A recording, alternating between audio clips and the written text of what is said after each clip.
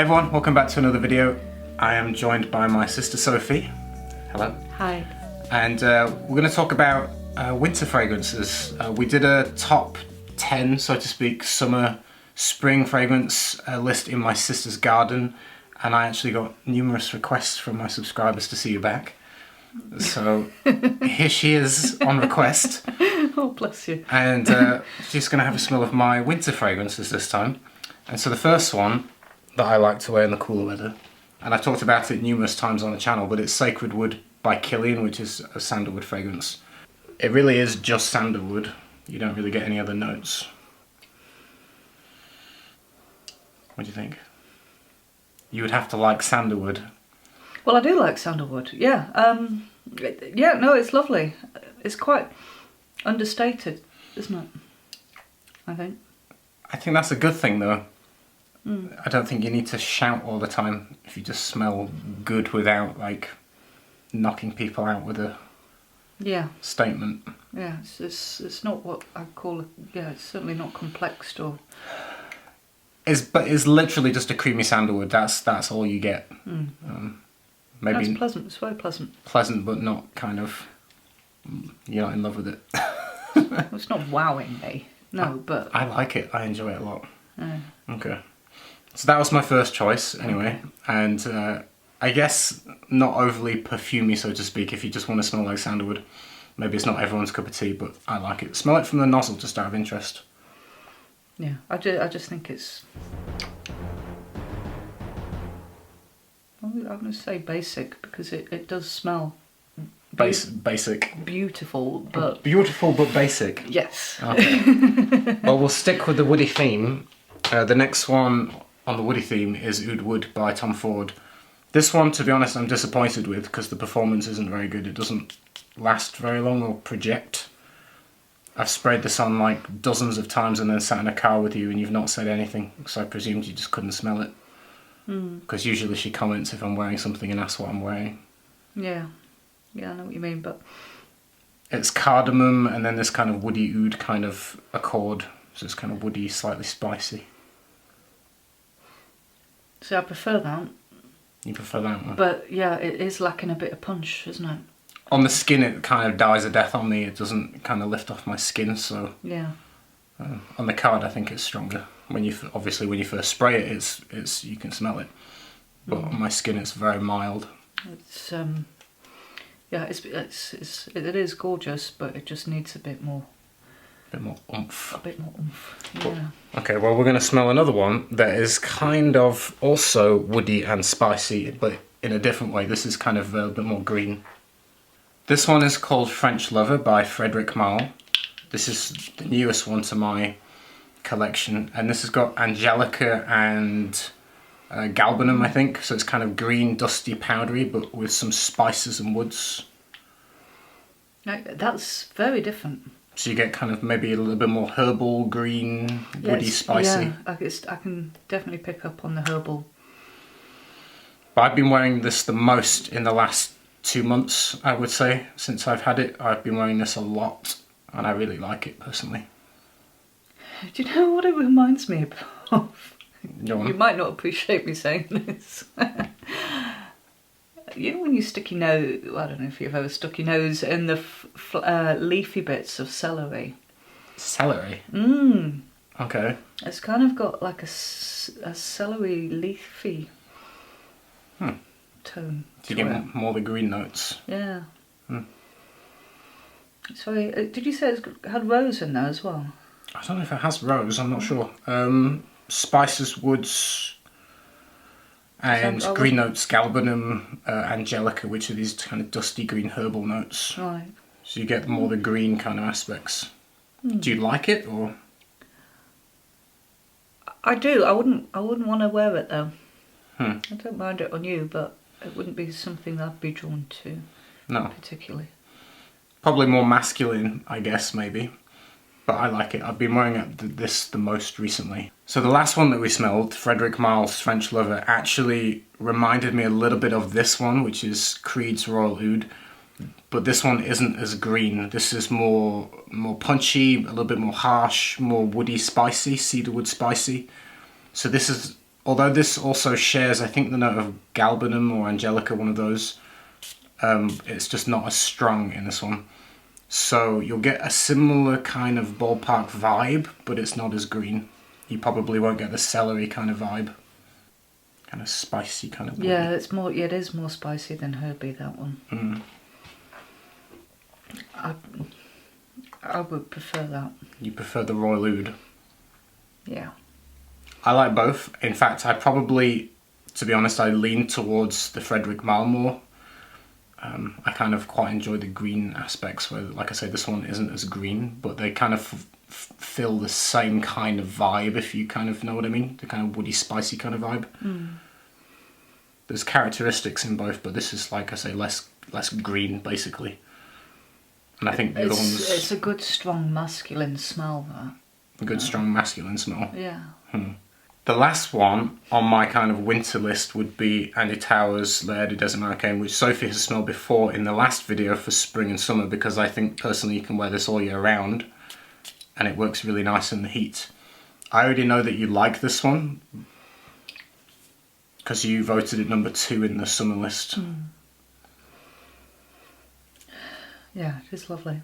So you get this kind of ambery, slightly spicy, vanillic, ambery, woody kind of thing. There's a lovely depth to it, a richness. I think it's quite unisex. I think a man or a woman could wear that one. You could probably pull that off yourself. Yeah, no, I'd wear that. I would. So, pretty unisex. So, yeah, those are my personal picks from other brands, so to speak. Because everyone is so familiar with my own collection, generally, because I literally own like 12 bottles. So, it's not difficult to get through them, so it's a bit repetitive. This year, I thought what I'd do is give you some suggestions, or let you smell some suggestions, of things that I don't own a bottle of, but it would be good to get your opinion or impression, because you've literally never smelled any of these. Okay. And it just mixes the video up a little bit of something that, you know, is outside of my own collection, but I think you might like, and they are all suitable for kind of colder weather. So this one is by a brand called Xerjoff, and you actually own a couple of Xerjoff. It's the ones with the fancy metal lids. It's called More Than Words. Oh, yeah. I love that. You do? Really? Very much. So Sophie owns 2 from Xerjoff, I think, at the moment, and there's a third one that you really like as well that you smelled in Harrods. Yeah, I didn't realise the ones that I had were from them. Well, you've got one from the Casamarati line. It's the Casamarati that's my and she didn't realise that it's actually still Xerjoff, but it's in a different line of Xerjoff, but it's under the same brand. It's when we were doing the fragrance smelling in Howard's. Oh, that was my favourite bit. The Casamarati one. Casamarati, all that range, absolutely gorgeous. Yeah. But this is from the the regular kind of classical line of Xerjoff in the blue bottles. But you like that one. So this is I would describe it as a fruity kind of rose, woody rose. Yeah, it's more feminine, isn't it? Than, I mean, the others have been all very quite heavy and... I think that's unisex personally. There are male reviewers that really enjoy that one and used to talk about it a lot. It's not been talked about for quite a number of years because it's a bit of an older fragrance, so it's kind of maybe out of fashion these days or outdated, replaced by newer things. But back in the day when it was, fairly new, people would talk about that a lot, and male reviewers really liked it. And I wear rose a lot myself personally, so. Yeah. So the next one Sophie is going to smell is by the same brand, Xerjoff, but this is from the Casamarati line, and it's called Italica. And this is the one that Sophie really, really liked in Harrods. Oh, yeah. Sorry. It's gorgeous. So it's got this kind of caramel, sweet kind of quality, very gourmand and edible and tasty. And it's a little bit marzipan-y as well. A little bit marzipan-y. But it's very tasty. I think it'd be a good date night fragrance on a woman. Like if you were going on a date with Chris, like that, with that kind of sweetness. You want to eat me. Yes, it's kind of. I used to use the term neck nibbler. It's more sensual, kind of sexy, kind of Yeah, I'd wear that Sweet. all day long. I really would. So yeah, I knew that you liked that one, and yeah, I'm going to review that one. Can we put that on my Christmas present list? I'm not buying it. The next one, which I just spent about 5 minutes attempting to spray, is called Panettone. It's by Milano Fragranze. It's the offshoot brand from Musky Milano. But this is meant to smell like an Italian bakery. And I thought that was probably the more mass appealing one from that collection, which I'm yet to review. But I purchased them as a sample set. What do you think? Yeah, I can definitely. You get that kind of bakery vibe. Definitely get that. I don't feel like your reaction's quite as good as the Xerjoff Casamarati one, though. Well, I don't know if I'd want to smell like a bready cake. Like a bready cake. But you like the caramel. But yeah, it's... I'm finding it interesting that you don't want to smell like a cake, but you do want to smell of caramel. Nice, but you wouldn't wear it. No. It's just not... I don't know. I just presumed you would like that one, to be honest, because it's not the same, but it's in the ballpark of like foodie, edible, kind of tasty kind of thing, but in a different vibe. Yeah, it is. I'm just... it's just not my bag. I really... Oh, fair enough. Yeah. Okay, well, we'll go on to the next one. The next one is MFK, Maison Francis Kurkdjian. The next one is Maison Francis Kurkdjian Gentle Fluidity Gold, which is this one. So I'm not going to tell you anything about it, and I'll just let you see what you get from it, basically. It's a bit kind of lackluster. You're trying to say lackluster? Yeah. There you go. Thank you. My interpreter. So this is a musky kind of vanilla fragrance. It's very vanilla forward. You'd have to like vanilla, basically. It's a vanillic bomb, so to speak, musky kind of vanilla. Kind of light vanilla, airy. Yeah. Not doing it for you? I'm not really... Interesting. There's some of the reviewers kind of really rate that one quite highly, and it's on like some... it's just kind of a bit nondescript. Nondescript. It's not overly complicated. I mean, it's just a light musky vanilla, basically. The next one is the pair to it, because it's gentle fluidity. So there's a gold and a silver, and this is the silver version. So this one's a little bit more masculine. It's kind of, I'm not going to say too much, fresh, spicy, kind of woody. Yeah, packs a bit more punch, but... I think more suitable for a man, to be honest. Chris would pull that off better than you, probably. Oh, it's a bit mean for me to say, but that kind of reminds me a little bit of a Lynx shower gel. That's fair enough. There's a few MFK that have that kind of mainstream shampoo-y shower gel kind of vibe, so I don't think that's out of the ordinary for the brand, to be honest. Yeah. Kind of more modern synthetics give that kind of vibe. And they're going for the kind of more modern kind of clean cut kind of man, so I think that is quite on trend, to be honest, in terms of what they try and put out there in the world. Not your cup of tea then, the two MFKs?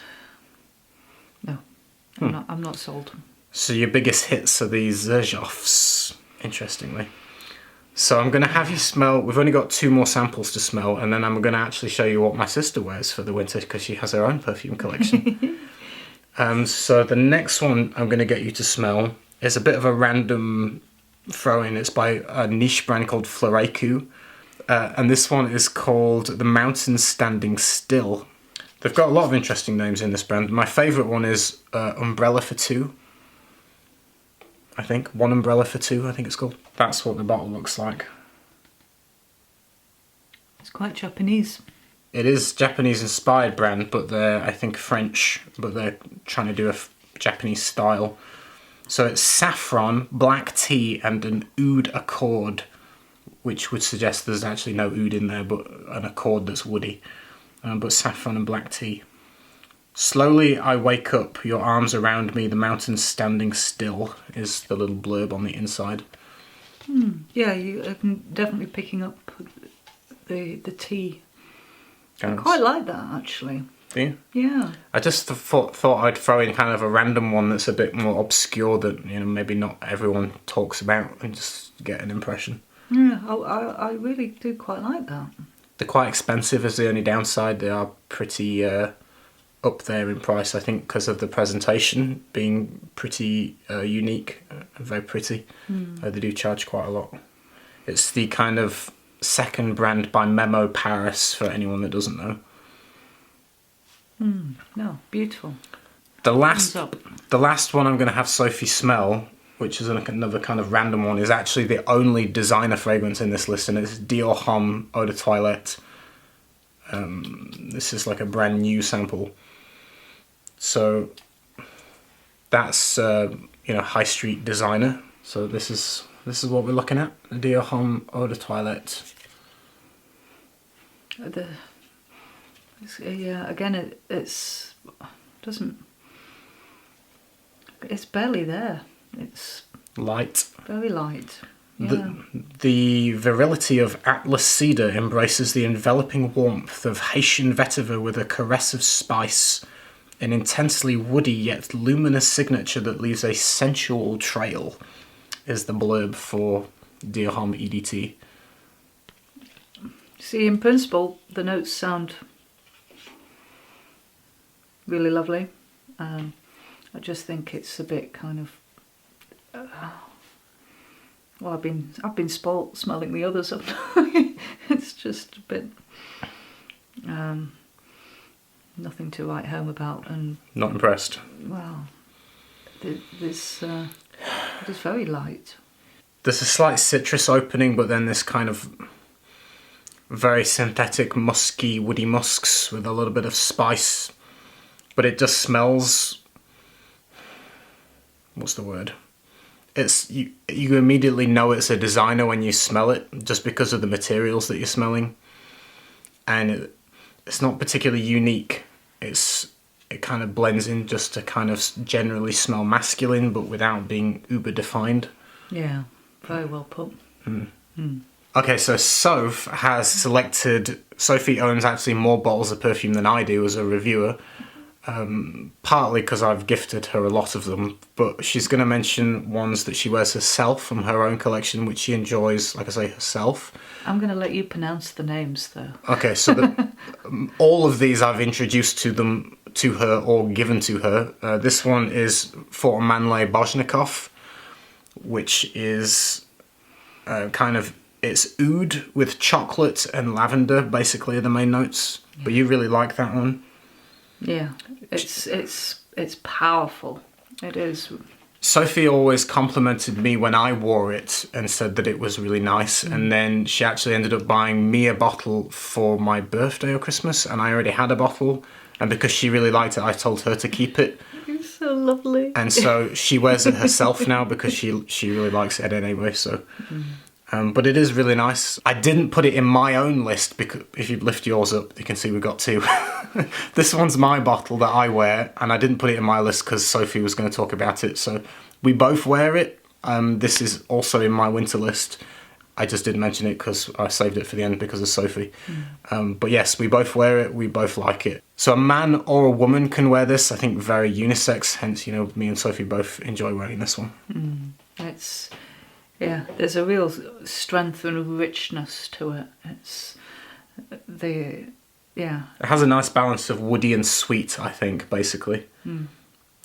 So the next one that Sophie likes, which is one that I gifted to her because it was gifted to me, is by Ducita Paris, and this is Le Rhapsody Noir. Dinky little bottle. I passed it on to Sophie after I reviewed it. Yeah, this is one of my all-time favourites. Really? Yeah. What is it that you specifically like about that one? It feels really uplifting to wear. It's because it's got a combination of the richness, but there's also that tasty sweetness that just lifts it. Can I have a smell again? Yeah, so this one it's got kind of a little bit of an ethyl maltol kind of vibe where you get that kind of sugary, warm, sweet kind of quality. And this one is, I guess, your favourite. Sophie smelled all of them from Ducita because I get her to smell them. You know, they always send me these little miniature ones when they launch a new one. Out of their entire range, this one is my absolute favourite. You like that one? And the last one we're going to talk about is, this was actually one that I bought myself. I bought this in Selfridges like 8 years ago, I think, a long time ago. It's Maison Francisco Jean's or MFK Oud Satin Mood. And I ended up gifting this one to my sister. And apparently you seem to like it. Because she's brought it with her as one of her favourites. Yeah. The only thing about this is I'm reluctant to spray it very often because there's only a little dribble left. It's very strong. You only need like literally 1 or 2 sprays. So even though there's a little bit left in that bottle, it'll still last, you know, a long time. But this one is kind of a little bit, I would say, a little bit powdery, warm, sweet. It's got the lovely rose. It's rose, ambery, vanillic. It's got this kind of slightly violety, powdery quality to it, but very slightly. Yeah, it smells. To me, it smells very like high quality. It smells luxury. There's something about it that's very grown up or dressed up or like sophisticated. It's got a charm to it that's a little bit more mature. It's not a kid's fragrance, so to speak. I think you have to be a bit more, you know, mature to Something pull it off. wear Maybe. to the opera. Yeah, it's quite fancy. Yeah. We went to London recently, and we walked on down to the. Is it called the Underground, the subway? How do they call it? Underground. The Underground. And there was a guy that walked past me, and I said to Sophie, "Oh, he smells nice." And then I clicked, and I'm pretty sure he was wearing this. It's pretty. What's the word? Unique. There's not many perfumes that smell just like this one. It's quite a kind of signature smell.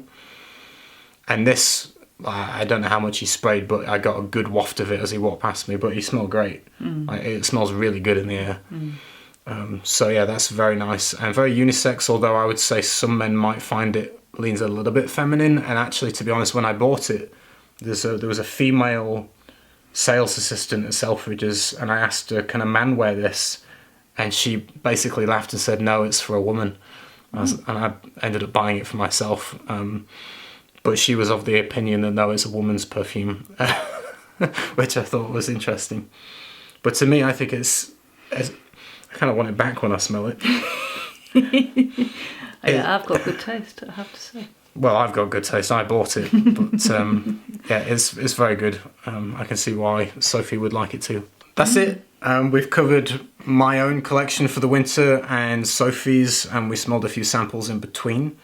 So thank you for joining me and having a sniff.